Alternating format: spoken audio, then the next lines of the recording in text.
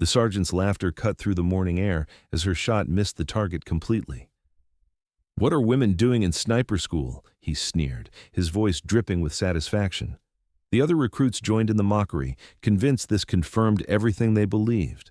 But when Riley picked up her rifle again and split the bullseye 5 perfect times, the laughter died instantly. Welcome to Hidden Story, where we uncover the extraordinary lives hiding in plain sight. Before we dive into this powerful story of hidden excellence and systematic bias, tell us in the comments if you've ever been underestimated because of who people thought you were. And if you believe stories like these deserve to be remembered, hit that subscribe button and help us ensure they're never forgotten. The morning sun cast harsh shadows across the Fort Carson Advanced Sniper Training facility as a military transport deposited the newest class of candidates. Among the 23 recruits stepping down from the vehicle, Sergeant First Class Riley Phoenix Martinez moved with quiet precision, her face partially obscured beneath her regulation cap. Unlike the others who immediately formed groups and exchanged stories of hunting achievements and marksmanship competitions, Riley kept to herself, observing everything while revealing nothing. She stood at attention, gear bag at her feet, taking in the composition of her class. 22 men, most bearing the hardened look of combat veterans or the confident swagger of competition shooters, and her. The weight of their sideways glances wasn't unfamiliar, but it never became easier to bear. Drill Sergeant Marcus "Iron" Thompson emerged from the administrative building, clipboard in hand and skepticism etched into every line of his weathered face.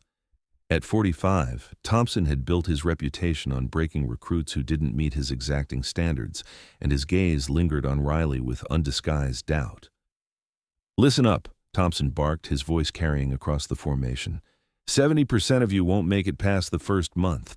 Another 20% will wash out during advanced qualifications. The remaining few might earn the privilege of calling themselves military snipers. His eyes locked onto Riley. This program isn't designed for accommodation or special considerations. We maintain standards, not quotas. The message wasn't subtle, and several of the male recruits nodded in agreement, some looking directly at her. Riley maintained her neutral expression, revealing nothing of her thoughts. During the initial weapons assessment, candidates were required to field strip, clean, and reassemble their assigned rifles under time constraints. Riley handled her weapon with unusual efficiency, her movements economical and precise, like a concert pianist whose fingers knew every key without conscious thought. This drew subtle attention from Lieutenant Colonel Sarah Webb, who observed from the periphery, making notes on her tablet. "Martinez," Thompson called, approaching her station. "Military issue only in my program. No modifications, no special equipment." Riley glanced up calmly. "Sir, this is standard issue, no modifications." Thompson leaned closer, inspecting her work. Finding nothing to criticize in the flawless assembly, he shifted tactics. "Trigger pull seems light." 4 pounds 2 ounces, sir. Within regulation parameters." Something flickered in Thompson's eyes, irritation at finding no fault to exploit. "Proceed." From across the assessment area, a recruit named Jake Hawk Morrison watched the interaction with interest. His short-cropped blonde hair and granite jaw marked him as someone accustomed to command, and he made no effort to hide his scrutiny of Riley as she completed her tasks with methodical precision. After assessments concluded, the group was led to barracks assignments. Thompson read off names and locations, deliberately assigning Riley to quarters at the far end of the facility, isolated from the main group. "Hope you don't mind the extra walk, Martinez. Limited accommodations for special requirements," Thompson said, not bothering to hide his smirk. "No issue, sir," Riley replied evenly. As recruits were dismissed to settle in, Morrison approached, flanked by 2 other candidates.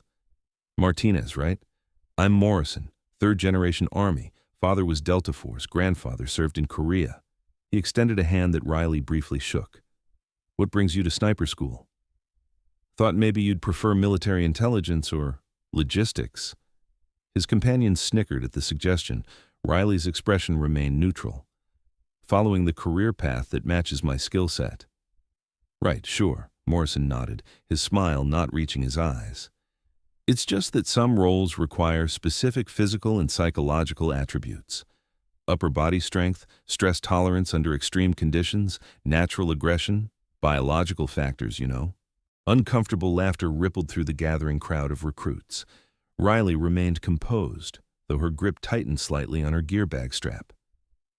"I'll keep that in mind during qualifications," she said simply, then turned and walked toward her assigned quarters. That evening, as recruits settled into their new living arrangements, Riley carefully unpacked her few belongings. From a padded case, she withdrew a worn photograph, studying it briefly before placing it face down on her nightstand, an image whose significance would only become clear much later. The next morning arrived with unforgiving swiftness. At 0500 hours, 23 recruits stood in formation, ready for their first real test. Thompson paced before them, evaluating their readiness with practiced disdain. This course separates those with the physical and mental fortitude to become elite marksmen from those who merely think they belong here. Today's conditioning march is 12 miles through challenging terrain, followed by preliminary marksmanship evaluation. The march wound through punishing landscape, steep inclines, muddy descents, and water crossings. Each recruit carried 60 pounds of field equipment. Riley's smaller frame worked against her on sections requiring pure upper body strength, but she maintained position in the middle of the pack, her breathing controlled despite the burning in her legs. By mile 8, 4 candidates had fallen behind the acceptable pace. Riley continued steadily, though Morrison near the front of the formation kept glancing back, clearly expecting her to falter. Struggling, Martinez? Thompson appeared beside her during a particularly steep climb. "No, sir," she replied evenly, despite the strain. "Wait until you're carrying precision optics and advanced equipment through mountain passes. Different game entirely." "Looking forward to it, sir." Her lack of visible distress seemed to irritate him, and he moved ahead to pressure the front runners even harder. When they reached the range, the group had been reduced to 21 active participants. 3 recruits had either timed out or voluntarily withdrawn during the conditioning phase. Riley was not among them, though her uniform was soaked with perspiration and her breathing remained carefully controlled. 5-minute hydration break, Thompson announced. Then preliminary qualification begins.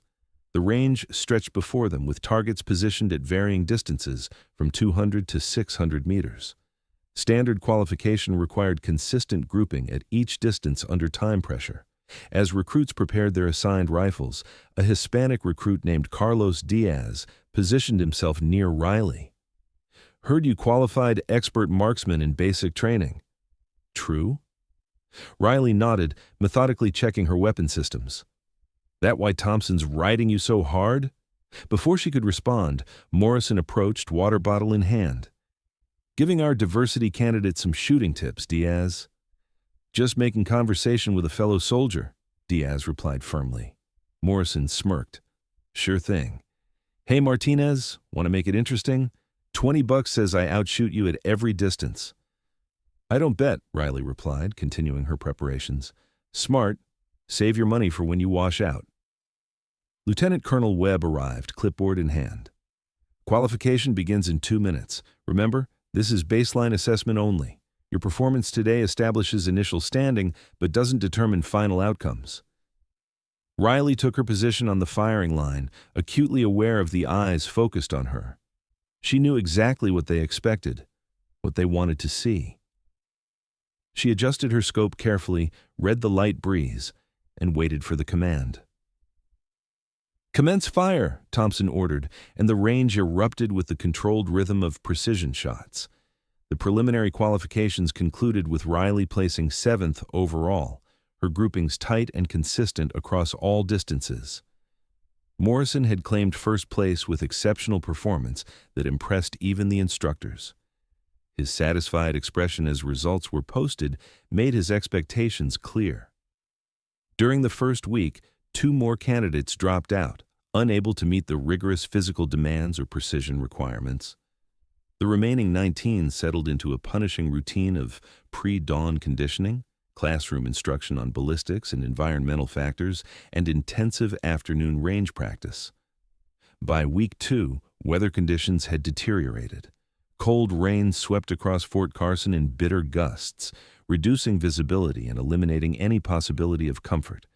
The instructors viewed this as an opportunity rather than an obstacle. Field conditions are rarely ideal, Lieutenant Colonel Webb explained as rain pelted the classroom windows. A military sniper must deliver precision regardless of external factors. That morning's conditioning exercise was particularly brutal. A timed obstacle course made treacherous by mud and standing water, with each recruit carrying additional weight, simulating operational equipment. Riley's smaller frame disadvantaged her in sections requiring pure upper body strength, particularly the rope climb and overhead obstacles. She completed the course nearly 2 minutes behind the leaders, her uniform caked with mud, breathing heavily but controlled. Thompson stood at the finish line, stopwatch in hand. "Struggling, Martinez?" This was just warm-up. She straightened, forcing her breathing to normalize. "Completing course to standard, sir." "Barely." 2 minutes slower than Morrison. In combat, that's an eternity. Riley acknowledged the critique without accepting its implication. She understood that some obstacles would work against her physically. Success would come from excelling where it mattered most, behind the rifle. After recovery, the group proceeded to long-range qualification. Rain continued falling, driven by gusting winds that made the range flag snap violently, indicating challenging crosswind conditions that would complicate all shooting calculations. "Today's qualification requires 5 shots at progressive distances," Thompson announced, "starting at 400 meters and extending to 800. Wind assessment is your responsibility. Miss more than 1 shot at any distance, you're on remedial training. Miss 3 shots total, you're under review for program elimination." Each recruit took their turn on the firing line. Success rates dropped as weather conditions worsened, with many struggling to compensate for unpredictable wind patterns. Morrison performed admirably, missing only 1 shot at maximum distance. Diaz managed respectably despite the conditions.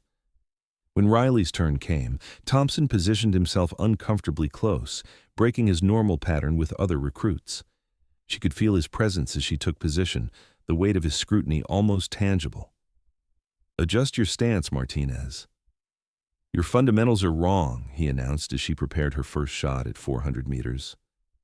Riley made a minor adjustment, knowing her stance was textbook correct.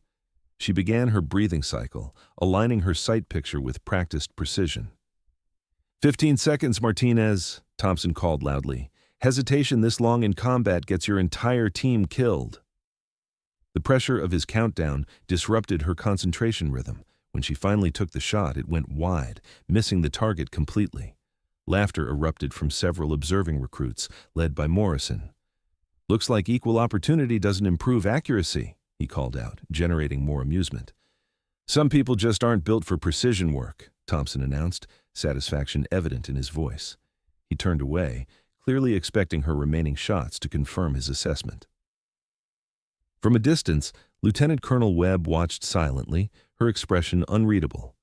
She made no move to intervene, but her attention remained focused entirely on the developing situation. Riley remained in position, processing what had occurred: the deliberate disruption, the setup for failure, the eagerness to validate preconceptions. She had encountered this pattern throughout her military career, but experiencing it so blatantly crystallized something within her resolve. Slowly, deliberately, she removed her regulation cap, ostensibly to adjust it, but actually to center herself mentally. The movement revealed a faded scar running along her right temple, a pale line normally hidden beneath her hairline. She replaced the cap and returned to her rifle, her breathing shifting to a measured, distinctive pattern. 4 seconds in, hold for 2, 4 seconds out, hold for 2. It was a rhythm familiar to experienced marksmen, but Riley executed it with unusual precision and control. Something about this breathing pattern made Thompson pause, recognition flickering across his weathered features. Without speaking, Riley reloaded methodically. She adjusted her position, not according to Thompson's earlier instructions, but to properly account for the crosswind that had shifted direction during the interruption. Her body settled into perfect alignment with the weapon, becoming an extension of the rifle rather than merely its operator. Her second shot broke the silence with the sharp crack of precision. The metallic ping of a perfect center hit at 400 meters, followed immediately. Surprised murmurs rippled through the assembled recruits. Without pausing for acknowledgement, Riley cycled the bolt and acquired the 500-meter target. Her third shot followed quickly, another perfect center hit that actually touched her previous impact point. The murmurs died completely, replaced by tense silence. Her fourth shot at 600 meters produced identical placement, despite increasingly difficult wind conditions. Morrison's earlier laughter had disappeared entirely, his expression now one of confusion rather than mockery. As Riley prepared her fifth shot at 700 meters, a sudden gust changed all the wind flag patterns dramatically. Without hesitation, she made a minute scope adjustment and fired. Perfect placement despite the wind shift that would have thrown off most experienced shooters. Thompson took an involuntary step backward, his expression transforming from smug certainty to something approaching alarm. Riley's final shot at 800 meters was taken during the most challenging wind conditions of the entire day. Multiple flags indicated conflicting air currents at different elevations. When she fired, the round flew true, striking with such precision that it actually enlarged the previous bullet hole. The range fell completely silent, except for the sound of rain and snapping wind flags. Thompson stood frozen, his clipboard forgotten at his side, face drained of color. Slowly, almost involuntarily, he shifted to a stance approaching attention. "You're Martinez's daughter," he said, his voice barely audible over the weather. "Master Sergeant Carlos Ghost Martinez." The name rippled through the assembled recruits like an electric current. Carlos Martinez was legendary in military sniper circles, holder of multiple long-distance combat records, instructor at the Advanced Sniper course for over a decade before his retirement, author of techniques still taught in current curricula. Lieutenant Colonel Webb approached, nodding confirmation. Not just his daughter. Sergeant First Class Riley Martinez, Bronze Star recipient, Operation Desert Eagle. 43 confirmed eliminations, including a record precision shot at 1,650 meters that saved an entire convoy from ambush. The revelation hit the group like a physical force. Morrison's jaw slackened as the implications became clear. He had been mocking a decorated combat veteran whose achievements already surpassed anything he had accomplished. "But your service record," Thompson began, confusion evident in his voice. "Your file indicated basic training graduate, no prior combat experience." Webb handed him a folder that had been secured beneath her rain jacket. "Her complete file, Sergeant. The one you should have received initially, if proper protocols had been followed." Thompson flipped through the documents, his expression cycling through disbelief, recognition, and finally something approaching dread. Webb continued, addressing the now silent group of recruits. "Sergeant First Class Martinez has been assigned to evaluate this training program following multiple formal complaints about systematic discrimination, specifically against your instructional methods, Sergeant Thompson."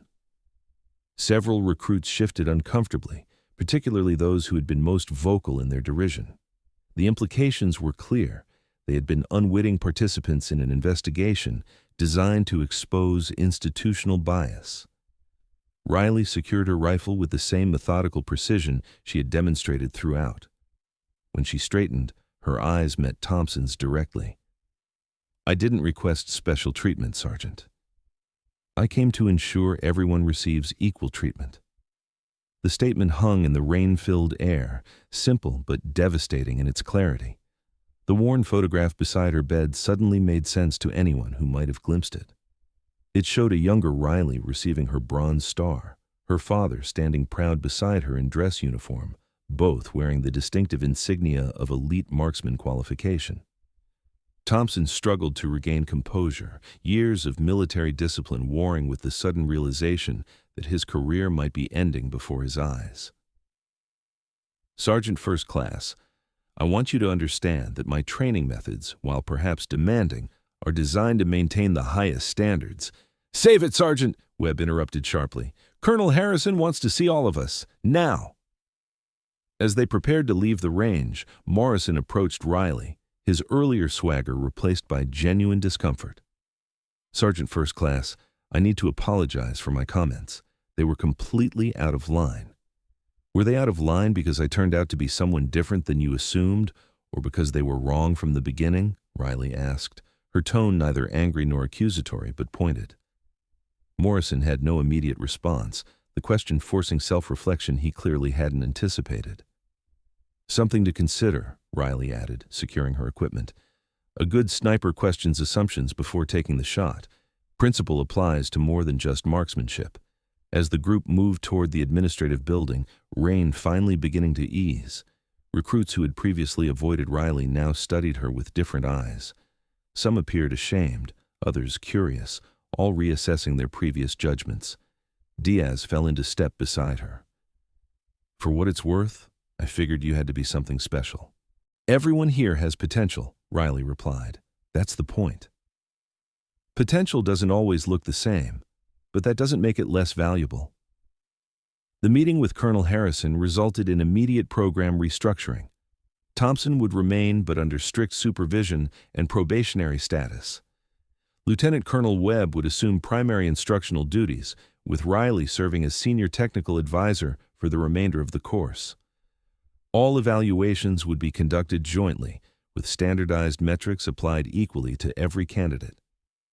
Over the following weeks, the transformed program produced remarkable results. Performance metrics improved across the board as instruction focused on building individual strengths rather than exposing perceived weaknesses. Recruits who had struggled under the previous system found their footing with balanced professional guidance.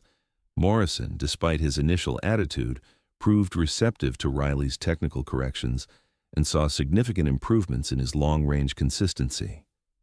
The experience had clearly affected him deeply, and he became one of the most vocal advocates for the program changes. 6 months after Riley's arrival at Fort Carson, the facility graduated its most diverse class in program history, including 2 additional female snipers who had been inspired to apply after word of the changes spread through military networks. Riley received orders for her next assignment, implementing similar evaluations and reforms at other training facilities where systemic issues had been identified. Her reputation as both an elite marksman and effective reformer had spread throughout Special Operations Command. On her final day at Fort Carson, as she packed her equipment with characteristic precision, Riley reflected on what had been accomplished. The program hadn't just been reformed. It had been transformed from an exclusionary system designed to validate preconceptions into a genuine meritocracy that recognized excellence regardless of its packaging. Thompson, whose attitudes had evolved considerably during the restructuring process, approached her quarters as she finished packing. "Sergeant First Class," he said, his voice carrying none of its former condescension, "I wanted to thank you for the lesson. Your father trained me at the advanced course in 2015. Toughest instructor I ever had, but he made me a better soldier." "He believed in maintaining standards without predetermined failures," Riley replied. "Equal opportunity to succeed, equal opportunity to fail, but based on performance, not assumptions." "I lost sight of that," Thompson admitted. "Won't happen again." As Riley departed Fort Carson, she left behind more than just improved training protocols. She had demonstrated that excellence, when given fair opportunity to reveal itself, possessed a power that could transform not just individuals, but entire systems. Her next assignment awaited: another facility, another challenge, another opportunity to ensure that capability would be judged by performance rather than prejudice. Some victories weren't won with bullets, but with persistence, precision, and the unwavering aim of truth, finding its mark exactly where it needed to go. If this story moved you, please hit that subscribe button and share it with others. Help us ensure these tales of hidden excellence and systematic justice reach the people who need to hear them. Thank you for watching Hidden Story.